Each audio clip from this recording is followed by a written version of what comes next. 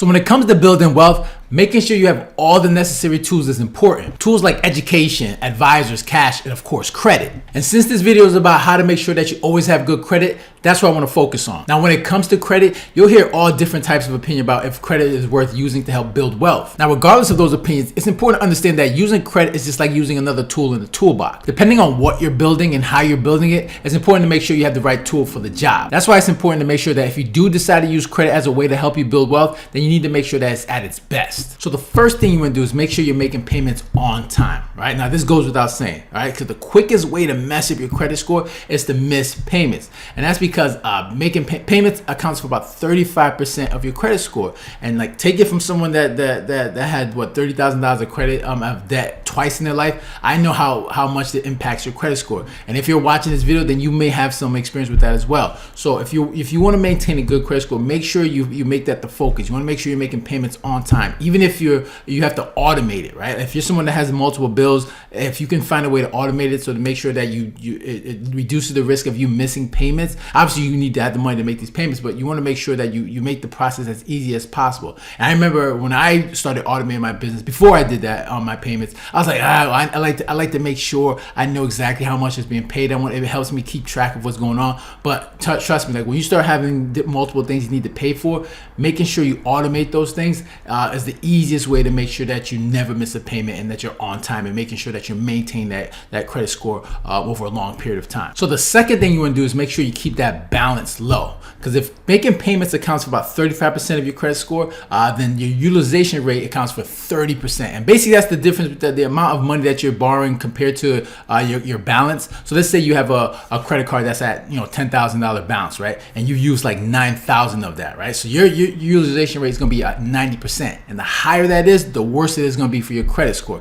because banks and lenders see that as risky. Like, why are you almost at your max? They don't want to see that. They want to make sure that thing is below like 30% to make sure that you're not a risky borrower, because they see that as a little risky. Like, this person is reaching that point where, all right, if when the higher that utilization rate goes, these borrowers tend to be a little bit risky in terms of making sure they're able to make payments, because maybe they're struggling financially. So you want to make sure you keep that utilization rate above, like below 30, as low as possible. A lot of people say 30%. I like to keep it as low as possible, because the higher that is, the more it's going to impact your credit score. So you always want to make sure, depending on how many credit cards you got, you want to make sure you keep that utilization rate very low, as low as possible. So the third thing you want to do is not close old credit card accounts. Now, people tend to do this. The people that tend to do this are the ones that tend to struggle with credit card debt. Let's say you had credit card debt and you finally cleaned it up. Then you're like, you know what? I'm just going to close these credit cards because I don't want to get in trouble with getting in debt again. And that's usually a smart thing to do if you're someone that's not responsible when it comes to debt.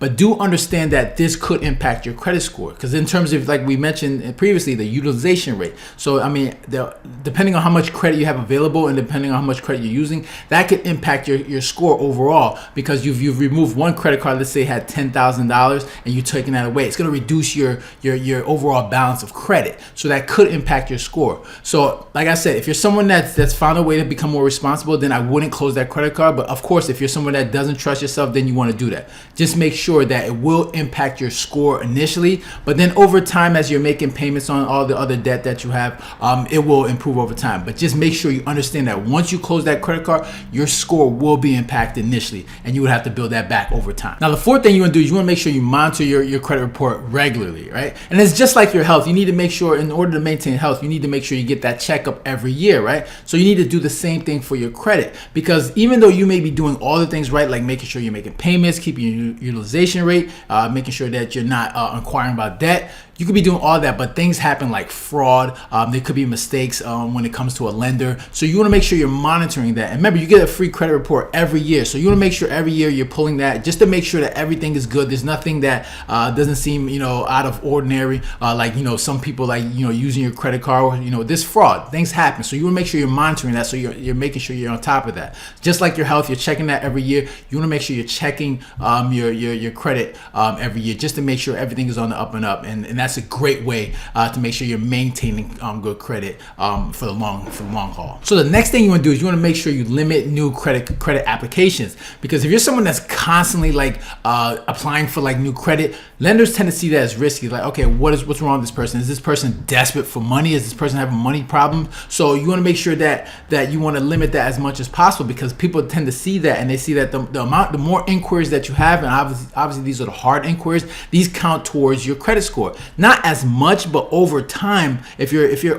constantly inquiring about credit, this is going to drop your credit score considerably. Like, let's say you go there for application, you got your credit pulled once. Now that's going to probably account for like 10 points on your credit score. But if you're doing that multiple times, there's some people that have 5, 10, 20 inquiries on their credit, hard inquiries on their credit report, and they're constantly looking for credit. So you need to understand that even though it doesn't impact your score that much, over time, the more you're inquiring about credit, the more it's going to impact your credit score. And lenders are going to see that, like, okay, why is this person constantly looking for credit?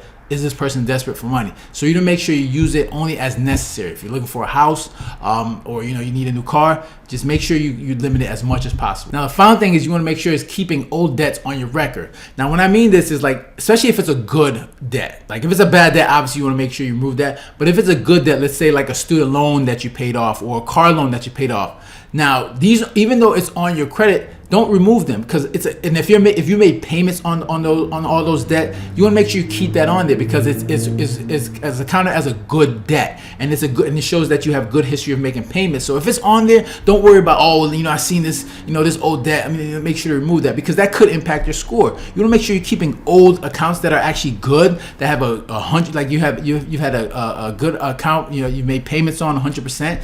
You want to make sure you keep that on there, because they like that history. It's good for your credit score. Don't focus on removing that. Keep that on there. It shows good history on your credit score. So don't worry too much about old debt accounts that you've had a history of making payments on. All right. So that's all I got for you guys today. If you got any comments or questions, make sure to leave it down below. Hit the like button, share. And if you haven't done so already, make sure to hit the subscribe button. All right. So you guys take care and have a good one. Later.